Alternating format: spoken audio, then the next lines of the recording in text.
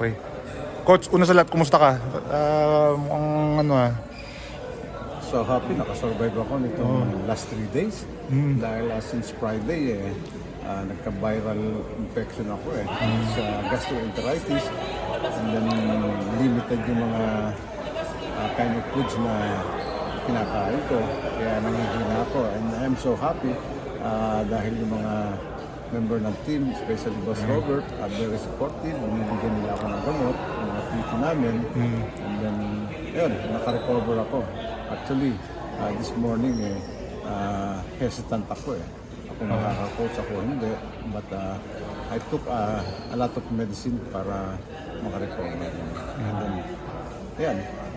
Kasi para sa akin, importante itong game na ito dahil that's never. And then probably at the end of the elimination, pwede mo silang makalaban sa pagpasok. So it's a coaching system to. So okay na yung nakalamang ka kahit konti. Coach, most of the time kontrolado yung laro kahit paano yung kahit umabol ni Nebra, nakakalayo kayo, but ganun kalaking bagay yun na from the start na-control nyo yung game, and then that's one thing na gusto namin mangyari. Actually, before the start of the season, during mga tune-up game namin, so lagi kami ahead sa first half. Ganyan maganda yun, hindi lang namin masustain. But tonight's game, so I'm so happy with our second group dahil mas malaki ang bench points namin kaysa the starters. Kaya I think 35-48, ganyan, and that's something na I should be happy with them. But during training namin, mga practices, yung second group ang talagang nagdadala nung intensity ng game.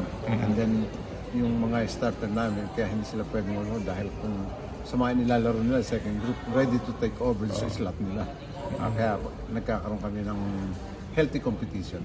Coach, pati yung decision to bring in Chris Rosales nung fourth quarter, and then yun nga, nag-deliver siya nung mga big shots in the last few minutes. I think hindi lang yun ngayon nangyari sa kanya. There are times na ginagamit ko siya and then nagpe-perform. Depende rin sa kalaban.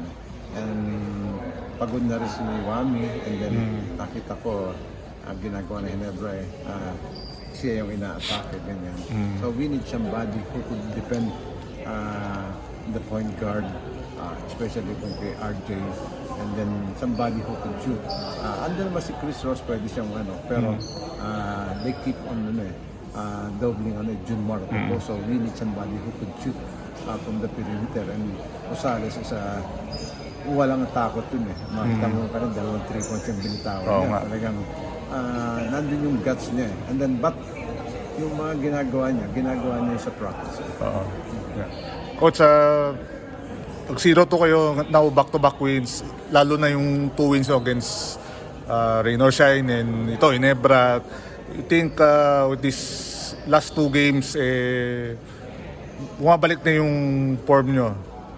Yeah, I think that's very important na win sa amin itong last 2 games dahil nakapagbigay ng moral sa team Dahil kung matatatluhan ka, parang ang hirap humabol na makikita mo mga susunod na kalaban mo.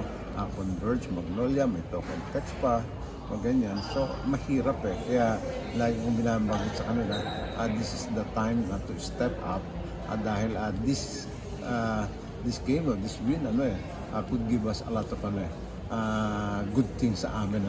And then, unang-una, 2-2, so down yung Hinebra, alam natin Hinebra, mga susunod ng mga games nila is not nakalaban na nila yung token text na Magnolia, check kami. So siguro yung mga susunod, kayang-kaya nila yun.